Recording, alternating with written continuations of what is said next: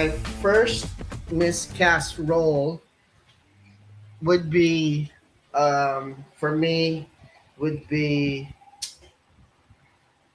with War Machine. Both Terrence Howard and Don Cheadle.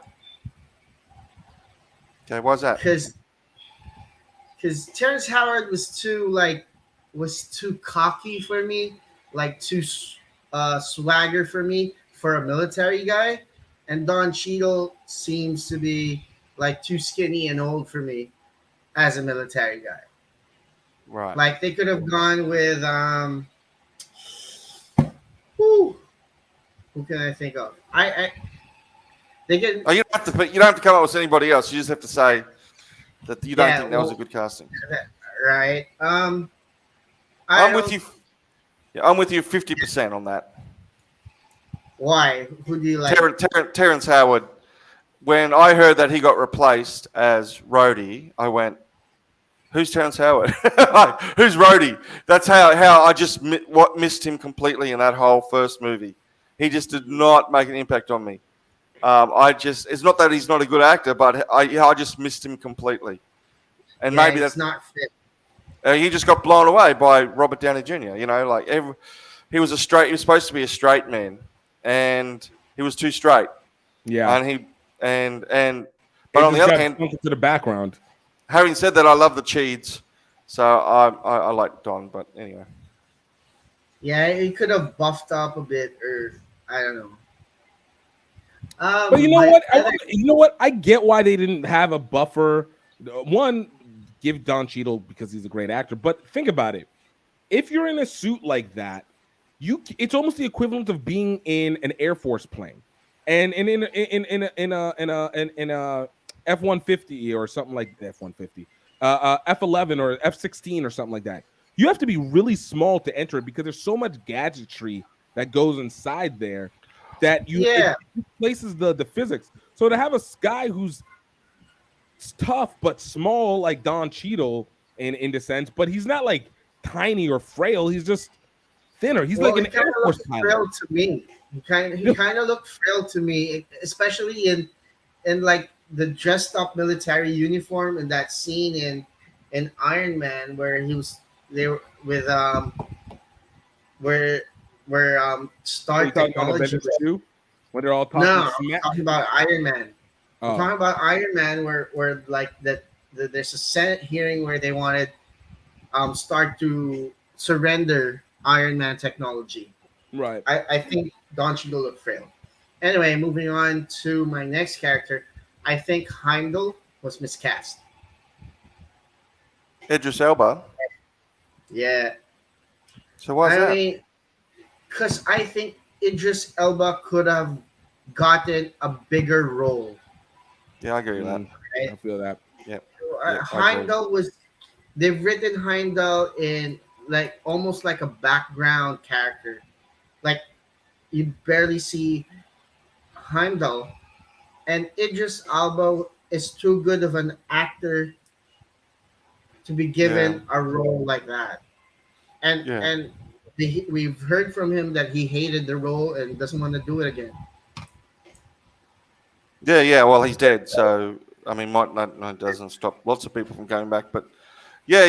He, I guess when he got the role. I don't know when the first Thor movie came out. He wasn't huge, but you're right. No, well, he wasn't. It wasn't that he wasn't huge, and his star was actually grown because at that Oh point yeah, he had already done the Yeah. detective, whatever the Luthor, and he was starting to. I mean, it was obviously years after The Wire. what do you call it? After the Wire, and he was starting to get the build. But I legitimately think that it was at that time that people did not have the respect for superhero movies. So it was just more of like, I just want to have a place in here, but I wasn't expecting to do much. And then I think it just steadily grew. And as his star grew, and they started needing to add the other Thor movies, Thor more into it, like I think it ended up clashing with where he was as the actor. Because I think initially it yeah, was just like, I get to be in the back, I get to have a name credit on this, but I'm not in it, you know? But now, I wish if he had if it had. I mean, obviously hindsight's 2020, but if they had realized to where it was going to go and to the extent, even by because what was that? Thor 2 came out in 2008. 2000, Yeah, yeah, yeah. 2008. Like this is if they had known what it was, and even at that realm, Thor. Oh no, Thor the one did well enough, but like if they had known where it was going to go, I think he would have probably taken a role closer to um probably would have been more ready to be a Ghost Rider role or be a villain. I think Yeah. because after that he became a villain in like a stretch of things, which was Mm. great because he's got that hokey Oh, swagger he's thing. huge. He's intimidating. Yeah. Who else? Who else you got? Um, I didn't like um in Iron Man 3. Um, uh, what's his name? Guy Guy Pearce. Guy Pierce. I don't think he was fit for that villain role. They could have used Guy Pierce in a role that's bigger, or yeah, like later on, like somewhere in the Eternals or as another god. I think because I like Guy Pierce as an Yeah, actor, I like and him better I as a think director than I do as an actor. and I think that role they could have given to someone else. Uh, who's I just think guy guy's talent could have been utilized more somewhere else. Hmm. Okay. Okay. Who else? Number four, I'm thinking Ultron. I freaking hate Ultron. I hate I hate the way he was written.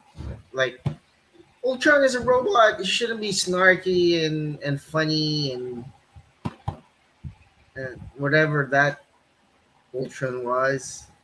That was just bad. I don't know if it was the actor or the way it was just written, but overall, you know, Ultron was bad.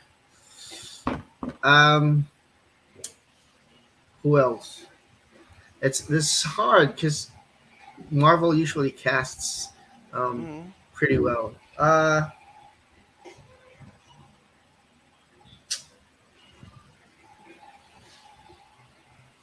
The Look, if you I don't have can't. more, I don't feel like we can get to five. I don't feel like there's five. No, I've got a I, couple. I've got a couple of different ones. Mm. I can't think of any All All right, at right. the moment. gift. All right. So for me, again, I'm not going to do an order, but I only have a very limited amount, and it's probably going to make me sound sexist because they are all women. But Oh! it is all the women. Yeah.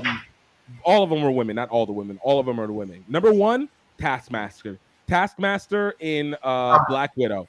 That was Yeah, my initial one.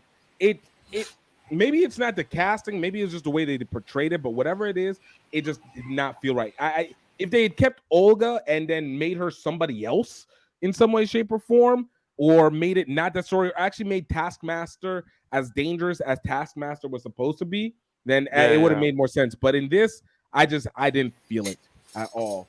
Yeah, yeah. The number two, yeah. in what say what JP? I agree with Taskmaster. Man, so that was such a letdown. Yeah, it just I just it didn't hit the way it should have. Um, Number two, the Ancient One. Tilda Swinton was the Oh, worst casting.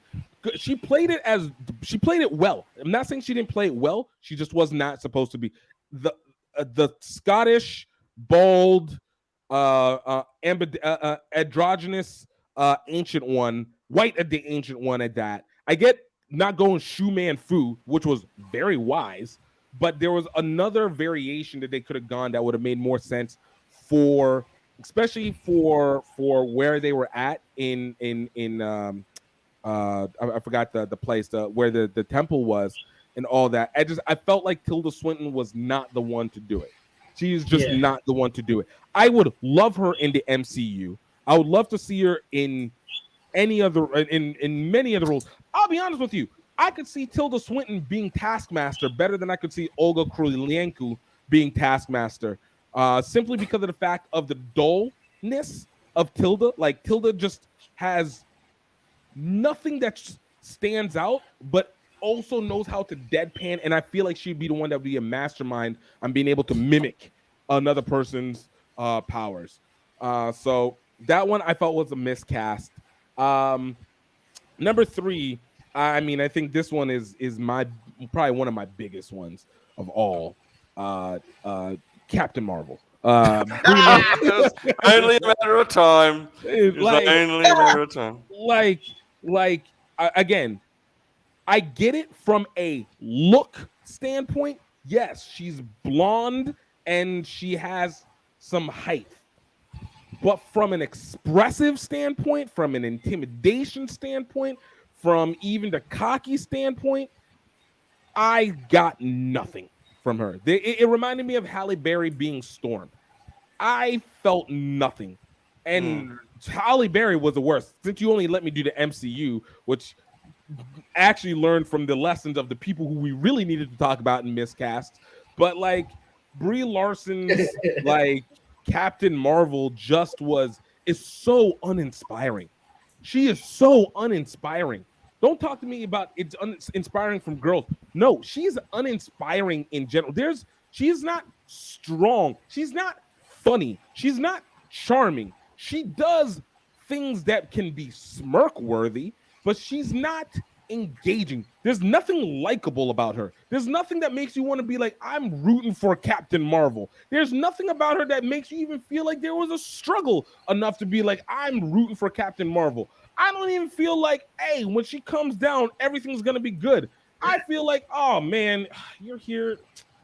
All right. It's just. Well, we've seen videos of other Marvel cast members like kind of like feeling whenever she's around. Look, I'm not gonna speak to the person. Like I'm trying to stay off of the actors. I have no issue with the actors doing what the actors does and talk about things. I'm just talking about if you do all that, the portrayal that I'm supposed to get, because a lot of that was supposed to be the empowerment and trying to be that piece, the first powered woman hero in the MCU, and like she's just not. And I thought maybe it was the director, but even the brothers who did Infinity War and Endgame, they couldn't make her redeemable. What if who have alternative people? They made Thanos redeemable. Couldn't make her redeemable.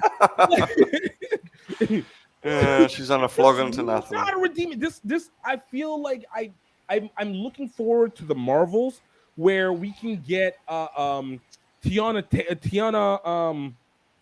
we can get Photon and Miss Marvel, and they can come together to give us a likable version of a Captain Marvel versus what we're getting from Brie Larson's Captain Marvel Karen is what I feel like.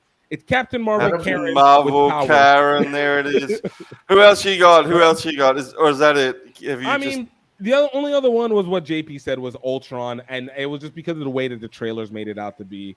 It was just too snarky. I wanted it darker, but I was understood for the time. And there's also Joss Whedon. Like, you live and you learn. But outside of that, nah, I got no other problem. Even Terrence Howard, I didn't have a problem because I understood where Terrence Howard was at that point. That was a dude who did Hustle and Flow. So I wanted swagger James Rhodes being as a possible war machine, and especially in conjunction of trying to straight man to a cocky Robert Downey Jr. Like Terrence Howard if you had watched like movies like the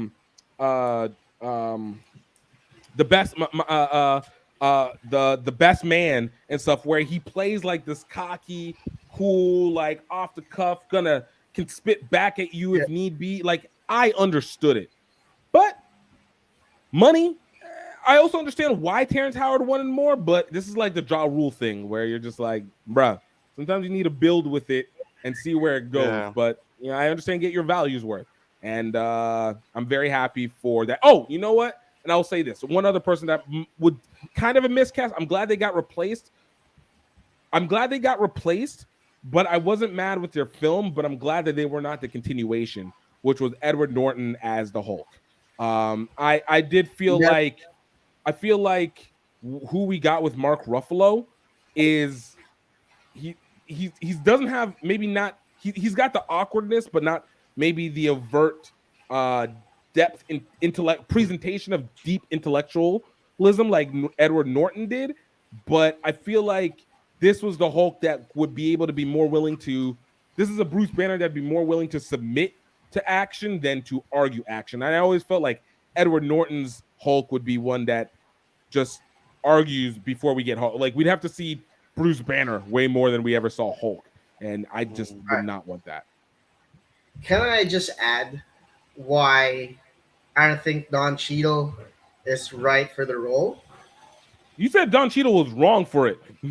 Oh, sorry. Yeah, wrong for it because I thought you were getting your like sense back. in Civil War 2, like in the comics, Captain Marvel and War Machine they get together, right? And I just feel like Captain Marvel might be too young for a Don Cheadle War Machine, and that'd be like, I uncle don't want that kissing. to happen with these ones. I'm if that was Well, they were supposed to happen, fighting. I'm They were glad that this is fighting going in with Endgame. They were spitting at each other. Remember in the holograms? Everyone was Yeah, like she but in was the fighting with comics, everybody. Captain Marvel and War Machine to kind of get together, so that would be weird to see. Nah, Yeah. I'm okay with Luke Cage and Jessica Jones. I don't want this Captain Marvel Yeah. feeling that kind of happiness or satisfaction. Okay. All right. For me, I've got a lot of the ones you guys have. I put Edward Norton down, and I feel exactly the same way as you about the fact that he was good in that movie, in that Hulk movie, but keeping him on would have been problematic for slightly different reasons. Edward Norton does not do Hollywood blockbuster franchises. He No, does independent film. He's an artist. He does Fight Club. He does Birdman. right. It was probably just like up in the early American History X. with that's the kind of guy he is, and so you Right. can't imagine him just coming out with all these junkets and all these press stuff. He's just not that kind of guy. And I put that down with the Terrence Howard one as the early days of MCU, right? Just figuring out their way through all this stuff, trying to get artists, trying to pick, getting people. So I kind of put that one down to, live and learn, right? Live and learn. Yeah.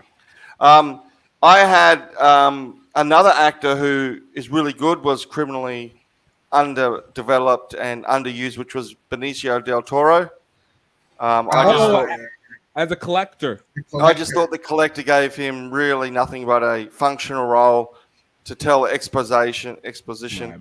talk about, and he might as well just gone home after that. He might as well you could just phone that in. that was a waste. Ray Winston in his role in Black Widow, trying to, Ray Winston being the big baddie, jerk off. Oh, And that's because I'm Ray Winston. I don't Yeah. know if you've seen him in other roles. He's got this accent. He's a British. Now I know with the movie he did with Leonardo DiCaprio, Marty Scorsese, he does an Irish accent. But when he started speaking Russian, I thought, that's not you, Ray Winston. You don't talk like that. And it's just that whole. Someone did a really good video thing about where Black Widow falls apart, and a lot of it's got to do with that one scene with him, Black Widow, and then Taskmaster, the revelation, and all that. It was just a dog's breakfast. That whole scene just doesn't make any sense. So maybe for the same reason you don't like Taskmaster, I didn't get into Ray Winston. I feel that. One person you guys didn't have was from Black Panther. I could never buy into Martin Freeman being some kind of Agent. or some kind of guy in a pilot. I mean, he's Bilbo Baggins, right? I never bought in, when he's talking to Andy Serkis's character. claws or whatever, and he's trying to be like, I just never bought into. He never carries himself in a way that says I'm a big CIA agent. And that whole scene where he has to fly off in the plane is the worst part of Black Panther, where he's got to kind of, when it's like a machine, like I just. But you know what's funny? The reason why I could buy Martin Freeman as that CIA agent is because that's what CIA agents are. They're just analysts. They are just analysts. The ones on the ground are usually literally just other nerds that happen to have great contacts. The only reason why CIA agencies got blown up the way that it did is because of secret agent movies like James Bond. Like, they're nerds. They are all consequential nerds. Not even all of them know how to shoot. They are dorks who actually just know how to manipulate psychologically, which makes you even more of a dork. And so, like, it's so I could get that. What are you saying, JP? That's why I kind of like Slow Horses. Like I was telling you to watch Slow Horses. It's about MI6 because the agents are dorks. They're just analysts who sift through information. Those are the spies. They just He was the perfect guy to be like, yo, I'm outside. Did you blow him as a pilot? Oh God, no! This is why I was like, Shuri had already programmed the thing. Like she was like, "Yo, I'm gonna give you the crash course simple version. You don't know what you're doing. You're not used to being out of the office. Whatever he was supposed to be, I didn't buy it." And the last one, I'm gonna have to go with you, Brie Larson. You could put it down to bad writing, and it was bad writing. You put it down to bad direction, but she still hasn't. She hasn't put anything into that. She hasn't injected anything into that role. No. She hasn't made it her own. It's a very bland character. She is kind of annoying. She's supposed to have swagger, I guess, because she's got, with the like Thor with the hammer. Yeah. She's supposed to have a bit of arrogance, a bit of whatever, but she doesn't sell it. I'm not as confident as you about the next upcoming Marvel series. Marvels. Let's remind our friends to please click on the subscribe button and hit that notification bell so you know when we have new videos out. Subscribe! Subscribe! Die. Oh, die.